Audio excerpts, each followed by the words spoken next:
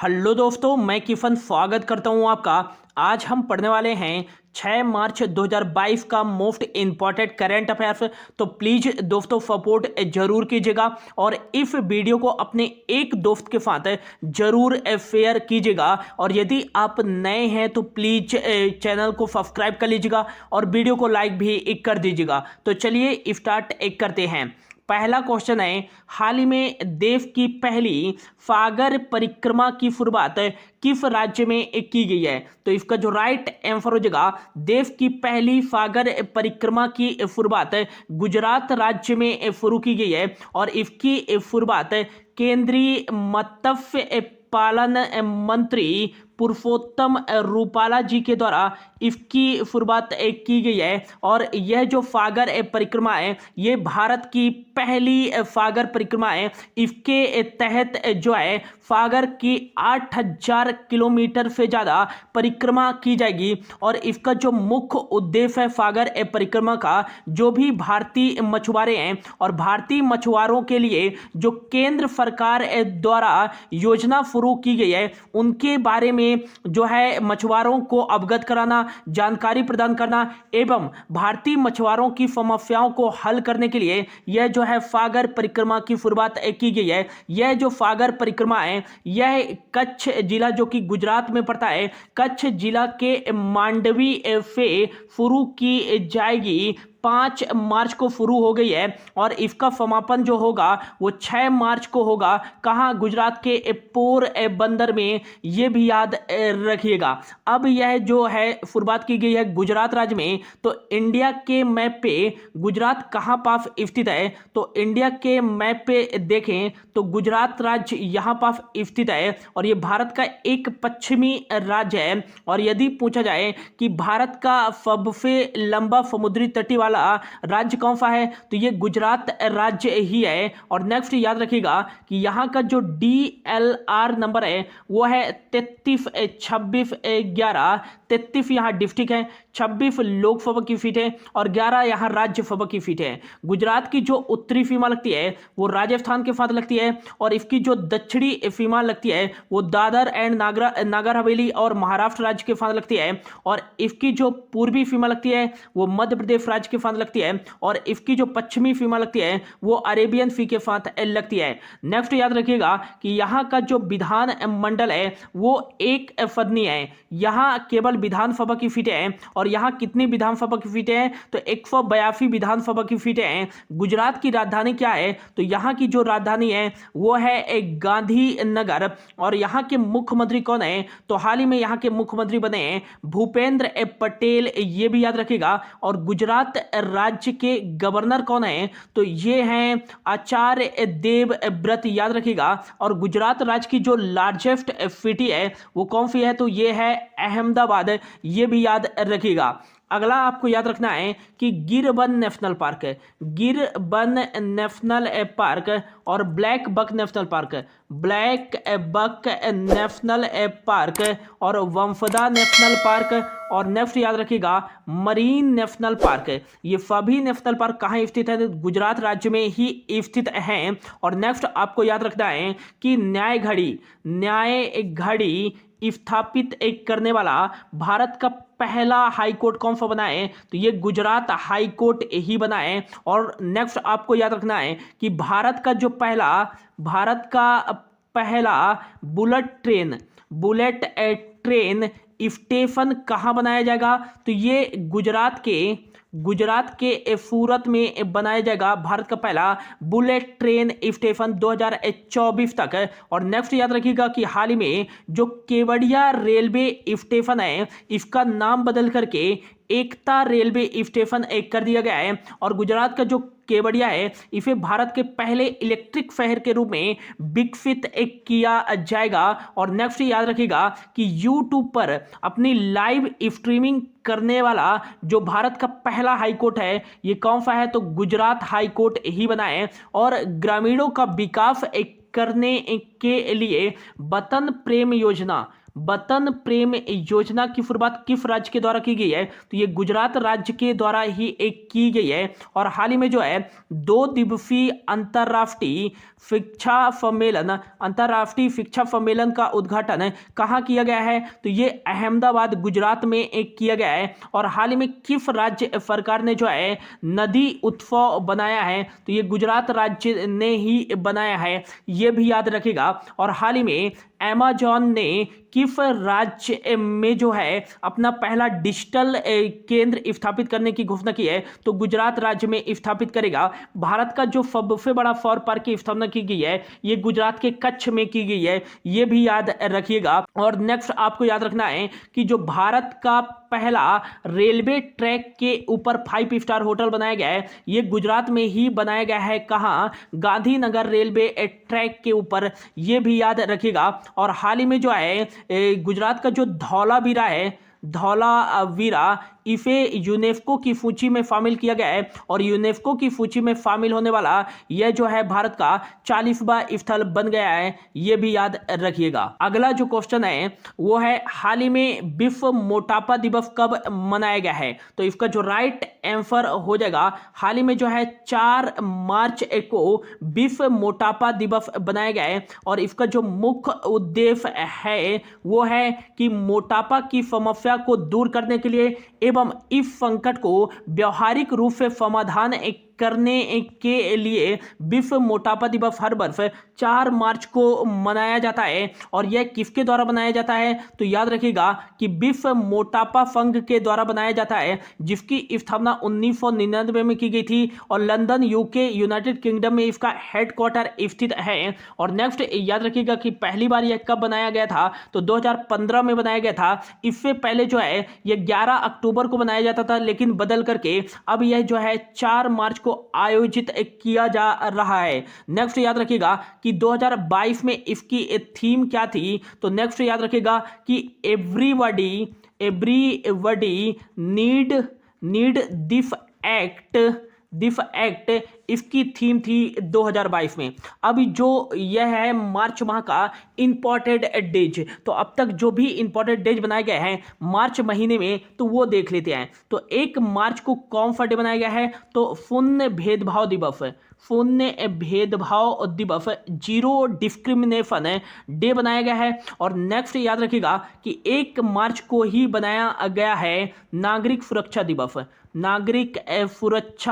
दिवस। और अगला याद रखिएगा कि 2 मार्च को कौन सा डे बनाया गया है? तो 46वां सिविल लेखा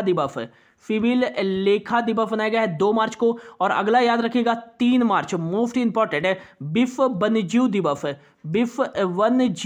दिवस मनाया गया है 3 मार्च को। और 3 मार्च को ही बनाया गया है विश्व श्रवण दिवस। और अगला याद रखिएगा कि 3 मार्च को ही बनाया गया है विश्व जन्म दिवस। और अगला याद रखिएगा 4 मार्च को इस वर्ष 2022 में बनाया गया है कर्मचारी प्रशंसा दिवस हो जाएगा कौन सा? कि एम्प्लॉई एप्रिसिएशन डे याद रखिएगा।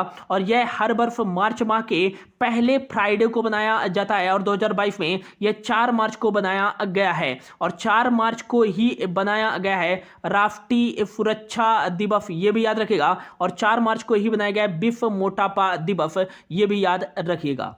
अगला क्वेश्चन है हाल ही में भारतीय सेना के द्वारा 3 दिवसीय विंटर फेस्टिवल कहाँ बनाया गया है? तो इसका जो राइट आंसर देगा भारतीय सेना के द्वारा जो है जम्मू कश्मीर में 3 दिवसीय विंटर फेस्टिवल बनाया गया है। और इस फेस्टिवल में अभिनेता और गायक भी भाग लेंगे, ये भी याद रखिएगा। और यह भारतीय सेना के द्वारा बनाया गया है 3 दिवसीय विंटर फेस्टिवल जम्मू कश्मीर में। अब जम्मू कश्मीर में बनाया गया है तो जम्मू कश्मीर से याद रखिएगा कहाँ पास स्थित है? तो ये भारत का एक उत्तरी केंद्र शासित प्रदेश है। 31 अक्टूबर 2019 को इसे केंद्र शासित प्रदेश बनाया गया था, ये भी याद रखिएगा। यहाँ की 2 राजधानियां हैं, एक जो यहाँ की समर ग्रीष्मकालीन राजधानी है वो है श्रीनगर, श्रीनगर, ये याद रखिएगा।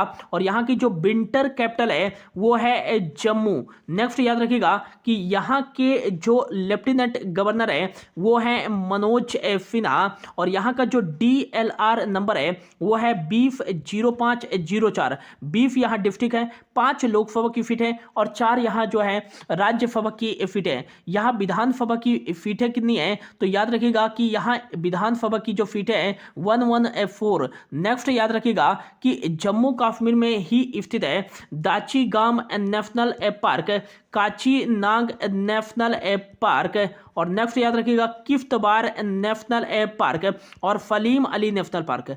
सलीम अली नेशनल पार्क, ये सभी नेशनल पार्क जम्मू कश्मीर में ही स्थित है। डल झील, और नेक्स्ट याद रखिएगा मानसबल झील, बेरीनांग झील, फेफनांग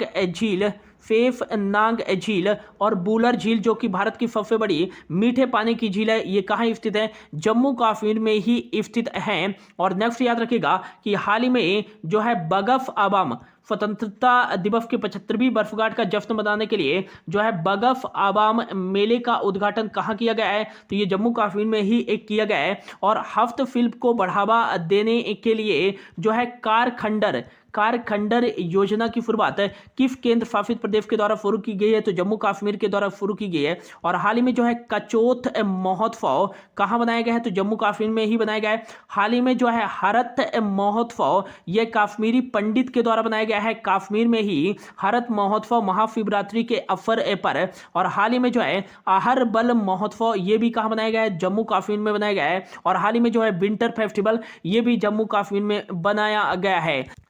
अगला क्वेश्चन है, हाल ही में किस राज्य की पुलिस को आर्टिफिशियल इंटेलिजेंस और डेटा एनालिटिक्स में प्रशिक्षित किया जा रहा है तो राइट आंसर जगह हाल ही में जो है केरल राज्य की पुलिस को जो है यह केरल की डिजिटल यूनिवर्सिटी के द्वारा आर्टिफिशियल इंटेलिजेंस और डेटा एनालिटिक्स के लिए प्रशिक्षित किया जा रहा है। और इसका जो मुख्य उद्देश्य है जो कर्मचारी जो पुलिस हैं उनकी जो आधिकारिक मतलब कामकाज है उसको कम करना एवं जो है पब्लिक जनता को बेहतर सुविधाएं उपलब्ध कराने के लिए इनको प्रशिक्षित किया जा रहा है केरल की डिजिटल यूनिवर्सिटी के द्वारा। नेक्स्ट याद रखिएगा कि केरल के पुलिसों को जो है प्रशिक्षित किया जा रहा है तो केरल कहाँ पर स्थित है इंडिया के मैप पे तो केरल जो है यह एक भारत का दक्षिणी राज्य है। केरल यहाँ पास आपको मिलेगा। इसकी जो उत्तरी सीमा लगती है वो कर्नाटक राज्य के साथ लगती है, इसकी पूर्वी सीमा तमिलनाडु के साथ लगती है, इसकी दक्षिणी सीमा ये भी तमिलनाडु के साथ लगती है और इसकी पश्चिमी सीमा अरेबियन सी के साथ लगती है। यहाँ का जो DLR नंबर है वो है 14-20-09। 14 यहाँ डिस्ट्रिक्ट है, 20 लोकसभा की सीटें हैं और 9 यहाँ राज्यसभा की सीटें हैं। नेक्स्ट याद रखिएगा कि यहाँ का जो विधानमंडल है वो है 1 फन्नी, केवल यहाँ विधानसभा की सीटें हैं और 140 यहाँ विधानसभा की सीटें हैं। नेक्स्ट याद रखिएगा कि यहाँ की जो राजधानी है वो है तिरुवनंतपुरम और नेक्स्ट याद रखिएगा कि तिरुवनंतपुरम में ही भारत की पहली डिजिटल यूनिवर्सिटी की स्थापना की गई है। और नेक्स्ट याद रखिएगा कि यहाँ के मुख्यमंत्री हैं पिनरई विजयन और यहाँ के जो गवर्नर है राज्यपाल हैं वो है आरिफ मोहम्मद खान। नेक्स्ट याद रखिएगा एराविकुलम नेशनल पार्क और नेक्स्ट याद रखिएगा मैथीकेतन फोला नेशनल पार्क और अगला जो है पंपादम फोला नेशनल पार्क और साइलेंट वैली नेशनल पार्क किस राज्य में स्थित है तो ये केरल राज्य में ही स्थित है। और अगला याद रखिएगा कि जो है कथकली शास्त्रीय नृत्य किस राज्य का शास्त्रीय नृत्य है तो ये केरल का ही शास्त्रीय नृत्य है। और अगला याद रखिएगा मोहिनी अट्टम ये भी केरल का शास्त्रीय नृत्य है, ये भी याद रखिएगा। हाल ही में जो है भारत का पहला पेपरलेस हाई कोर्ट कौन सा बना है तो ये केरल का ही हाई कोर्ट बना है। और अगला याद रखिएगा कि भारत का पहला जो है नैपकिन मुक्त भारत का पहला गांव कौन सा बना है? तो ये कुमलांगी गांव बना है, केरल में ही स्थित है, ये भी याद रखिएगा। और हाल ही में पिंक प्रोटेक्शन परियोजना की शुरुआत केरल राज्य सरकार के द्वारा ही शुरू की गई थी। मातृ कवचम अभियान की शुरुआत ये भी केरल राज्य सरकार के द्वारा शुरू की गई थी, ये भी याद रखिएगा। अगला क्वेश्चन है, हाल ही में 2 दिवसीय स्टडी इन इंडिया कार्यक्रम 2022 का उद्घाटन कहाँ किया गया है? तो इसका जो राइट आंसर होगा, बांग्लादेश की राजधानी ढाका में 2 दिवसीय स्टडी इन इंडिया कार्यक्रम 2022 का उद्घाटन किया गया है। और नेक्स्ट याद रखिएगा कि 2 दिवसीय यह स्टडी इन इंडिया कार्यक्रम जो है इसकी शुरुआत 2018 में शिक्षा मंत्रालय के द्वारा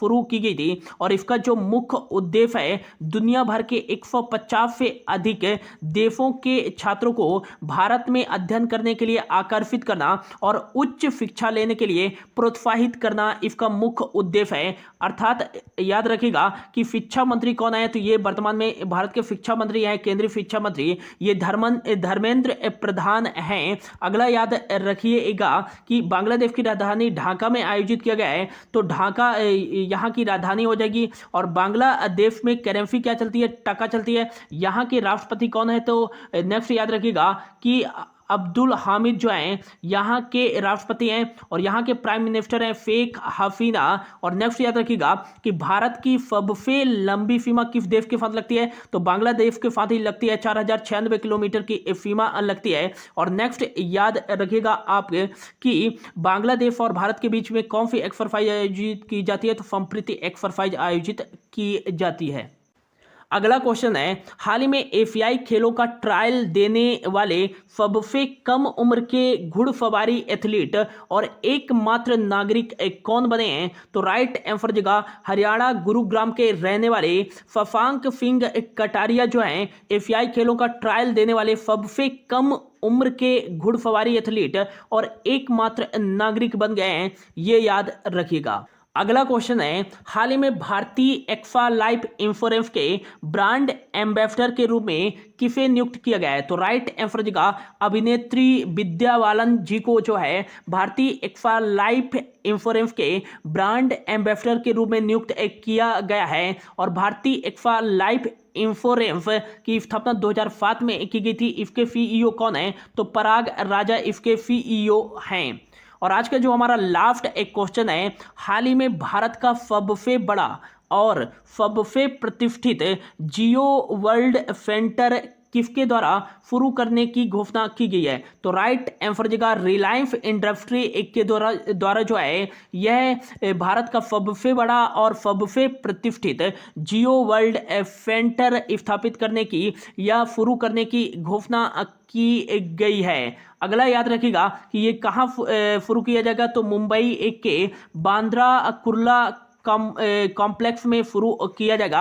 और ये 18.5 एकड़ पर बनाया गया है। अब रिलायंस इंडस्ट्री के द्वारा शुरू किया जाएगा, तो रिलायंस इंडस्ट्री की स्थापना 1973 में की गई थी, मुंबई महाराष्ट्र में इसका हेडक्वार्टर है। इसके वर्तमान में चेयरमैन कौन है? तो मुकेश अंबानी है, ये भी याद रखेगा। धीरू भाई अंबानी जो है रिलायंस इंडस्ट्री के संस्थापक हैं। तो ये था दोस्तों आज का करंट अफेयर्स। होप आपको अच्छा लगा होगा। यदि अच्छा लगा होगा तो प्लीज वीडियो को लाइक एंड शेयर जरूर कर दीजिएगा। Thank you so much for your watching.